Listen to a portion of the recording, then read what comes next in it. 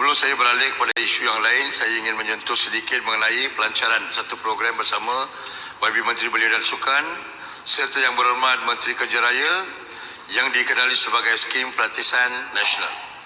Skim ini sebenarnya selaras dengan matlamat Kementerian Sumber Manusia dalam memperkemaskan mutu perkhidmatan dengan menyediakan peningkatan latihan pekerja tempatan di bawah program upskilling and reskilling untuk meningkatkan keluaran tenaga mahir negara. Ia merangkumi sektor seperti teknologi maklumat dan komunikasi, digital literacy, revolusi industri 4.0, perkilangan dan perbuatan, logistik, hospitality, pemasaran, jualan burung dan runcit, pengurusan sumber manusia, pembinaan, nikmat kewangan dan insurans, healthcare dan lain-lain dengan izin.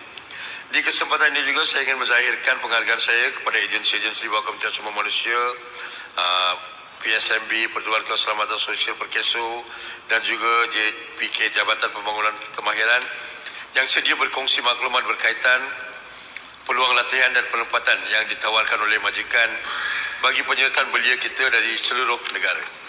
Tuan Yang di-Pertua, berhubung dengan isu yang dibangkitkan oleh YB Subang, YB Johor Bahru dan juga YB Kalabakangan mengenai peluang pekerjaan dan padanan kerja, gaji dan sebagainya.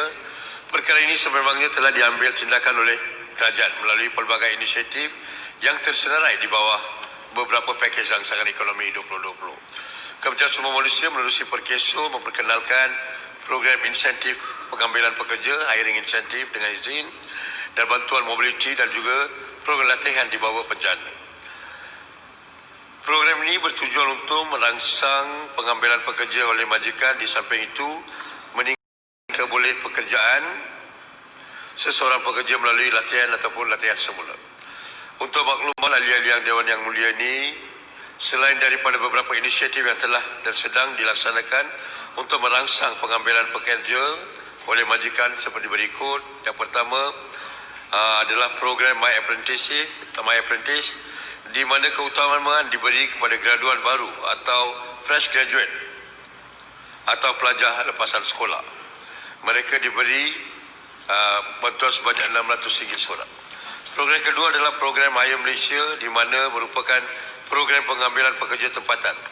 Yang ketiga adalah program inisiatif pengambilan pekerja tempatan dari golongan orang kelainan KU dan peserta program Return to Work melalui Perkeso. Dan seterusnya, inisiatif yang satu lagi adalah melalui portal My Job, iaitu portal pekerjaan membantu majikan dan pencari kerja mendapatkan pekerjaan. Tuan Yang di-Pertua, seterusnya Menteri, minta pencerahan. Boleh. Terima kasih, Datuk Seri Speaker. Meneliti daripada pandangan dan hujahan daripada Menteri, saya terpanggil di atas beberapa program-program yang telah dilakukan dan akan dilakukan. Namun saya masih terkilan kerana kita ada satu akta yang membolehkan mereka-mereka yang terlibat, terutama sekali dalam COVID-19 ini, yang telah pun diambil tindakan pembuangan, kerja sentara dan juga bayaran cuti tanpa gaji ataupun tanpa gaji. Ini memberikan saya isyarat bahawa kita ada SIP, dan SIP ini pula mendorong kepada tabungan yang kukuh untuk kita salurkan terus, kerana itu ada dalam mekanismenya, iaitu dia panggil bencana. COVID-19 ini adalah bencana. Jadi saya nak cuba nak memaklumi apa yang Menteri hujahkan ini. Adakah dianya terlibat secara langsung dalam SIP dan dikaitkan dengan TVET? Kerana Menteri, kita kena faham bahawa bila keadaan ini berlaku, kemahiran itu diutamakan. Dalam mekanisme SIP itu ada diletakkan sebagai melatih, memberikan kemahiran kepada pekerja yang telah dibuat atau mereka yang masalah dalam bencana, dan TVET itu berperanan untuk memahirkan secara profesional untuk bersaing dengan pekerja asing yang melengkapkan Seksyen 60 Akta Kerja 1950 itu apply. Dan yang keduanya, saya nak maklumkan dengan Menteri bahawa adakah keperluan Menteri kita cadangkan supaya wang daripada rangsangan ekonomi MOF itu disalurkan terus kepada SOKSO, dan SOKSO berperanan kerana SOKSO yang tahu data-data syarikat. Kalau kita serah pada bank akan menggunakan SOP-nya, dan sudah barang tentu syarikat-syarikat SME ataupun IKS ini tidak mampu untuk apply mekanisme yang diperlukan oleh bank. Jadi saya melihat bahawa keperluan SOKSO itu disalurkan terus kepada Menteri Kewangan untuk dijadikan ia sebagai satu tabungan. Apakah Menteri bersetuju dengan pandangan saya? Cukuplah. Terima kasih Datuk Seri Speaker. Panjang sangat. Itu soalan bukan ceramah. Silakan. Tuan, Nak jawab ataupun jawapan tulis. Tu Ini adalah dasar Datuk Seri Speaker. ya, yang berhormat bukan menteri nak bagi dasar. Yang berhormat tanya je soalan. Dasar menteri. Kecuali yang berhormat pindah belah sini, mungkin yang berhormat jadi menteri. Pulang dia yang berhormat. Silakan. Tuan Yang di-Pertua, Nak jawab tak? memandangkan semua isu yang dibangkitkan ni telah pun dibangkitkan sebelum ni dalam teks ucapan ahli-ahli yang berhormat. Maka saya minta keizinan Tuan Yang di-Pertua, saya meneruskan sehingga mengamis teks ucapan saya pada pagi. Terima kasih. Sedikit penjelasan. Tuan Yang di-Pertua, Sedikit. Pulang balik yang berhormat menteri. saya bagi peluang sebab mantan Menteri Semua Manusia. Bagi peluang, Seorang di sini. Terima kasih. Silakan yang berhormat. Ibu Barat. Puan Speaker, ini mengenai pekerja tempatan dalam program My Apprenticeship dan sebagainya. Saya nak tahu apakah kesedaran baru oleh kerajaan bahawa penggantungan dengan pekerja asing adalah tidak sesuai. Nombor satu, adakah itu pandangan, dan jika sedemikian, apakah proses untuk mengurangkan penggantungan tersebut?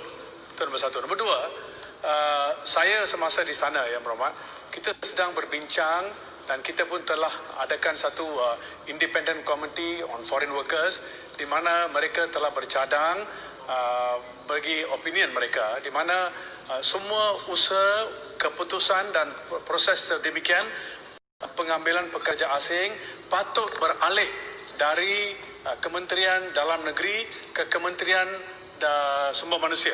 Asasnya adalah yang di-Pertua adalah dari 64 negara di dunia ini yang ada proses yang sama, 63 negara ada di kuasa di bidang kuasa adalah dengan Kementerian Sumber Manusia.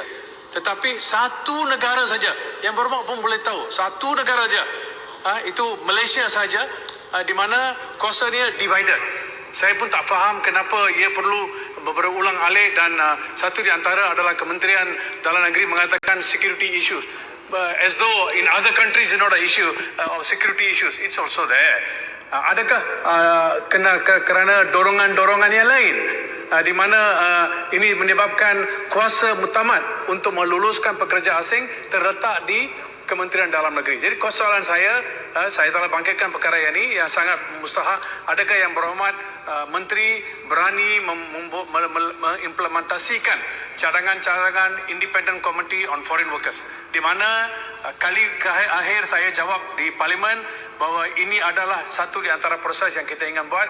There's a joint committee between co-chair di antara Kementerian Semua Manusia dengan Kementerian Dalam Negeri. Dan apakah proses tersebut? Terima kasih.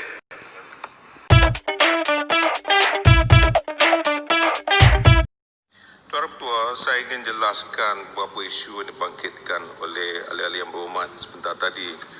Pertamanya tentang pemutihan. Saya nak jelaskan bahawa saya belum pernah mengumumkan ada proses pemutihan yang akan kita lakukan. Sebab dalam waktu yang sama kita juga perlukan pekerja-pekerja. Ada waktu dalam tempoh COVID-19 ini yang mungkin pas pekerjaan itu telah pun tamat.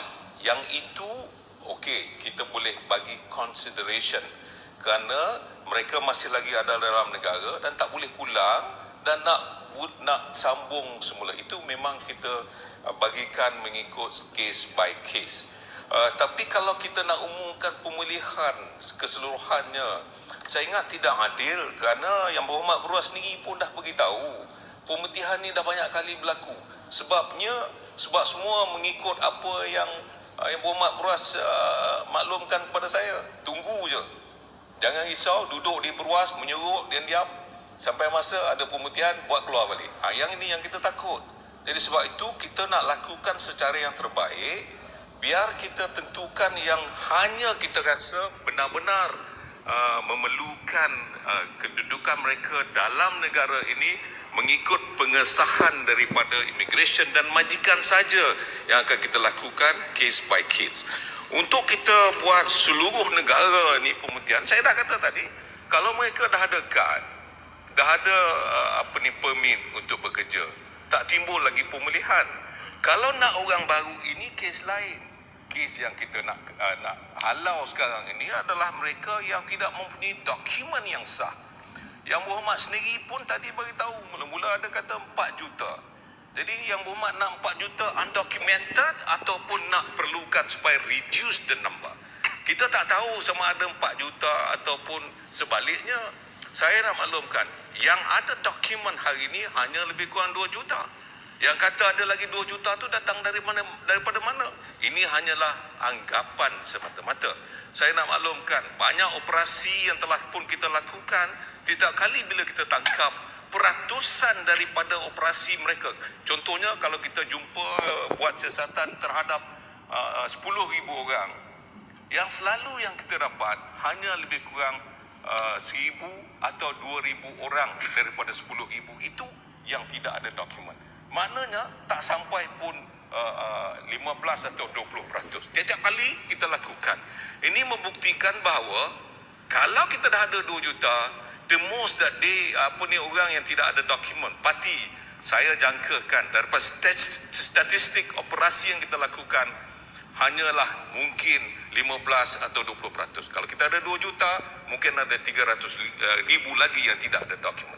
Dalam waktu kita melakukan operasi dalam waktu COVID-19 ini, ramai yang telah pun kita tangkap dan kita usir mereka kembali, dan kita menjangkakan yang mereka yang tidak ada dokumen dalam negara ini mungkin tak sampai pun 300,000 orang. Jadi kalau itu boleh kita kurangkan, insya-Allah masalah sosial nanti tidak akan timbul lagi. Yang pastinya saya dah jelaskan tadi, segala section kesalahan yang mereka lakukan, sama ada daripada majikan, daripada parti itu sendiri yang menyalahi undang-undang Jabatan Immigration Malaysia, akan pasti kita tangkap dan kita usir. Saya nak jawab apa yang Padang Serai maklumkan bahawa mengapa lambat sangat kita hantar mereka pulang. Saya nak maklumkan sebenarnya ada macam-macam isu yang timbul. Pertamanya, bila kita kata undocumented ini menyebabkan masalah kita. Pertama, kita akan bekerjasama dengan embassy yang ada, nak maklumkan ini orang kau. Dia kata bukan orang aku, tak ada dokumen yang menunjukkan dia ni orang mana. Jadi susah je kita. Jadi sebab itu segala itu harus kita lakukan, dan dia kadang-kadang ambil masa. Yang mereka dah ditangkap, masuk dalam penjara, contohnya, takkan dia duduk penjara lama-lama. Sudah tentu apabila keluar undocumented, kita masukkan dalam depo, nak pastikan dia orang daripada mana. Ini semua kita lakukan mengikut prosedur yang ada. Dan alhamdulillah, segala prosedur ini dapat kita lakukan sebaik mungkin. Penambahbaikan dari masa ke masa Jabatan Immigration akan lakukan untuk memastikan parti dalam negara kita ini akan berkurangan. Yang Berhormat Menteri. Menteri boleh buat saya. Bolehkah? Sikit nyampuk. Tadi yang mencelah ramai, biasa jawab yang ramai dulu. Bagi Menteri menjawab soalan yang 5 Mencelah. Menteri boleh buat saya. Sebab saya tak dengar, sabar disebutlah. Betul, lepas ni saya bagi. Bagi saya membalas tadi dan Beras dah sudah lah, beras sudah. Beras. Sekarang nanti ya. Ya, jawapan tadi tak menyelesaikan masalah. Kalau beras parti bagi- ini semua didaftarkan, kerajaan pun dapat banyak duit levy. Mungkin sampai bilion ringgit, 2 bilion ringgit setahun. Okey, saya Dan jawab. juga Okey, saya sekarang jawab. masalah ni ialah jawapan tadi tidak menyelesaikan masalah parti di Malaysia. Alright. Hakikatnya ramai orang asing yang parti ini kalau cedera ataupun tak boleh pergi hospital, kesian, mereka pun manusia. Nanti Indonesia membantah cara kita melayang warga mereka. Yang saya nak satu, kerajaan bagi satu cara untuk menyelesaikan. Sudah, duduk. Berwas. Saya bagi peluang Menteri, dah bagi peluang kepada yang menanya. Sekali minta Menteri untuk menjawab satu persatu. Onkan balik Menteri. Switch on the mic. Switch on the mic. Hormat Jempol lihat ada dua fokus di sini, iaitu pertama berkenaan dengan jumlah nisbah. Sebenarnya 2018 memang belum mencapai apa yang dikehendaki, tapi pada tahun 2020 dia sudah capai nisbah 1:454 sebenarnya. Alhamdulillah kita dengan peranan yang dimainkan oleh kerajaan sebelum ini dapat menambah jumlah kedatangan perubatan dan untuk mengatasi kekurangan doktor pakar dan langkah untuk mengatasi pemindahan ke sektor swasta, sebenarnya KKM nak maklumkan bahawa setakat hari ini kita ada lebih kurang 5,322 orang pakar perubatan di KKM, yang berbanding dengan tahun 2016 iaitu 4,525 saja. Dan KKM mengambil langkah untuk menambah bilangan pakar dengan meningkatkan slot tajaan hadiah latihan persekutuan daripada 800 slot pada 2009 kepada 1,100 slot pada 2019. Yang ini slot untuk menambahkan lebih ramai pegawai perubatan, sama ada mereka berminat untuk menjadi pakar dapat melanjutkan pelajaran. Dan kita juga beri peluang untuk mereka mendapat latihan kepakaran melalui latihan kepakaran parallel pathway di KKM, dan juga kita juga melantik semulalah pakar-pakar perubatan kontrak warga negara yang telah bersara dan berkhidmat. Tentu sekali saya ingin menyatakan bahawa yang bersedia untuk melaksanakan pelantikan terhadap doktor pakar, di mana kita membenarkan doktor pakar di KKM yang pakar pada grade 5, judi 54 dia boleh naik grade kepada lebih tinggi dalam masa 9 tahun saja berbanding kalau mereka bukan pakar iaitu 12 tahun. Dan kita membenarkan pakar perubatan membuat lokum di hospital swasta juga. Dan ada satu perkara yang penting, iaitu untuk hari Minggu sekiranya mereka boleh membuat kes-kes pembedahan, kita akan beri allowance sebanyak RM200 sejam mengikut masa yang diakui. Dan kenaikan pangkat pakar lebih cepat di KKM adalah perkara yang kita telah jadikan sebagai satu perkara penting. Terima kasih. Terima kasih Menteri. Tuan Speaker, boleh minta satu soalan tambahan? Sangat soalan penting. Saya tak benarkan dan minta maaf kepada yang ingin bertanya. Saya jemput sekarang ke Yang Berhormat Datuk Seri Ahmad bin Haji Maslan untuk